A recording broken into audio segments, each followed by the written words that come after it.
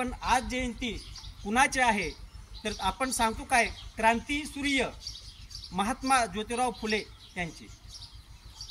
मग आपण त्याचा विचार करतो का त्यांच्या पुढे क्रांती सूर्य हा शब्द का जोडला गेला? कुणाच्या नावापुढे काही जोडलं जात नाही, कुणाला पदवी दिली जात नाही कशी, पण क्रांती सूर्य हा नाव त्यांच्या पुढे का पडलंय? कारण त्यांनी त्या समाजामध्ये एक विचारांची क्रांती केली. आणि आपण सूर्य काय करतो आपल्या सगळ्याला, आपण सगळे ज्ञानी आहोत, आपण सगळे शिक्षक आहोत, आपल्याला माहित आहे सूर्य काय करतो. जो अंधार पडलेला असतो त्या अंधाराला, त्या समाजाला अंधारातून मुक्त करण्याचं, एक प्रकाश देण्याचं काम हा सूर्य करत असतो. त्याप्रमाणे ज्योतिराव फुले यांनी त्या समाजामध्ये जे अज्ञान होतं त्यावेळेस, मग ते समाजामध्ये मतभेद असतील, स्त्रियांना वागणूक असेल, ह्या सर्व विचारांचा एक विचार त्यांनी त्यांचे मांडून त्या सगळ्या अज्ञानाचा एक अज्ञान बाजूला सारून एक समाजामध्ये प्रकाश निर्माण करण्याचं काम केलं. म्हणून त्याला क्रांतीसूर्य असं म्हटलं गेलं. त्यांनी आपल्याला माहिती आहे, त्यामुळे मी जास्त उल्लेख करत नाही. त्यांचे जे कार्य आहे कार्याविषयी तुम्हाला माहिती आहे, पण त्यांचे जे कार्य आहे त्या कार्याबद्दल त्याला महात्मा ही पदवी दिली. एक अशी घटना पुण्यामध्ये घडली होती. आपल्या सर्वांना माहीत आहे की महात्मा फुले यांचं पूर्वीचं जे नाव होतं ते गोरे होतं. पण महात्मा ज्योतिराव फुले यांचे आजोबा पेशव्यांच्या काळात फुलांचं काम करत होते आणि नंतर त्यांना फुले ही पदवी प्राप्त झाली. पण ज्यावेळेस हे पुण्यात राहत होते त्यावेळेस त्यांच्या मित्राबरोबर, जसं आपण आपल्या मित्राबरोबर लग्नाला जातो दुसऱ्याच्या, तसं हे लग्नाला मित्राबरोबर गेले होते. आणि तीच घटना त्यांच्या जीवनात कलाटणी देणारी ठरली.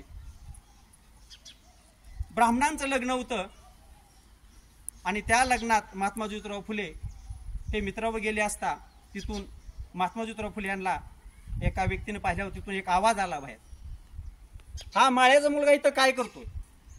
आणि ते शब्द त्यांच्या कानावर पडले आणि त्यानंतर त्यांची तळपायाची आग मस्तकाला गेली. पण त्यांनी असं नाही केलं की ते जाऊन त्या व्यक्तीला मारलं किंवा काय केलं नाही, तर त्यांच्या विचार बदलले. त्यांनी येऊन परत त्याच्यावर विचार केला आणि वेगवेगळी आपल्याला माहिती आहे वेगवेगळी त्यांनी पुस्तके वाचली आणि त्यांनी समाजात विचार पसरवण्याचं काम केलं. त्यांनी असा विचार केला की ही जी समाजाची बिल्डिंग उभा राहिलेली आहे, समाजाच्या बिल्डिंगमध्ये वेगवेगळे कप्पे का आहेत, ह्या कप्प्यामध्ये हा धर्म, ह्या कप्प्यामध्ये ही जात, ह्या कप्प्यामध्ये ही जात, असे वेगवेगळ्या जातीला वेगवेगळे कप्पे का निर्माण केले, ते कप्पे का बाजूला सोडू नये, तर त्यांनी ते कप्पे बाजूला सांगण्याचं काम केलेलं आहे आणि सगळा समाज एकत्र आणण्याचं काम केलेलं आहे.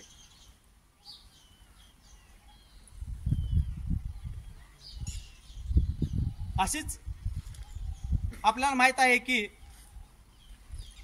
महिलांसाठी, मुलींसाठी त्यांनी जे कार्य केले ते सुरुवातीचं कार्य पुण्यामध्ये भिडेवाड्यामध्ये मुलींची पहिली शाळा सुरू केली. आपण प्रत्येक वेळा सांगतो की मुलींची पहिली शाळा भिडेवाड्यामध्ये चालू केली, पुण्यामध्ये चालू केली, बुधवारपेठेत चालू केली. ह्यातल्या किती जणांनी शाळा पाहिलेली आहे, किती जण तिथं गेलेले आहेत? माझ्या मते अजून कोणी गेलं नसेल, बघितलं नसेल, तर माझा एक इथं संकल्प आहे, आपण सर्वांनी एक आज संकल्प केला पाहिजे. स्त्रियांसाठी जे आपण आता सन्मानाने पुढे उभा राहतोय किंवा मुलीच्या सन्मानाने शाळेत येतात, अशा मुलींची पहिली शाळा फक्त पहिलीच नाही तर दुसरी, तिसरी, चौथी, तिसरीपर्यंत अशा अनेक शाळा त्यांनी चालू केल्या. त्याचाही अभ्यास तुम्ही करा. आजच्या जयंतीनिमित्त वेगवेगळी पुस्तकं वाचा, त्यातनं नॉलेज घ्या. आपण यूट्यूबवर बाकीचे पिक्चर वगैरे बघण्यापेक्षा त्या यूट्यूबवर आज जयंती महात्मा ज्योतिराव फुले यांचे त्यांचे कार्य जाणून घ्या काय आहे ते. तर माझ्या मते आपण गणपतीला जे जातो बुधवारपेठेत, दगडूशेठ हलवाई गणपती, त्या गणपतीला आपण दर्शन घेतो. ह्या बाजूला असं जर पाठीमागं जर वळून बघितलं तर त्या ठिकाणीच भिडेवाडा आहे. तर आपण सगळ्यांनी एक संकल्प करूया, उन्हाळ्या सुट्टीमध्ये जर आपल्याला नाही जायला जमलं तर ह्या वर्षामध्ये पुढच्या जयंती पण 100% आपण तिथं जाऊया आणि तो वाडा कसा आहे तो बघूया. म्हणजे त्या वाड्यालाही थोडंसं वाटेल की माझ्याकडे कुणाचं लक्ष आहे. आपण थोडंसं जे महापुरुषांनी कार्य केलं ते कार्य थोडंसं लक्षात घेतलं पाहिजे आणि त्याप्रमाणे राहिलं पाहिजे.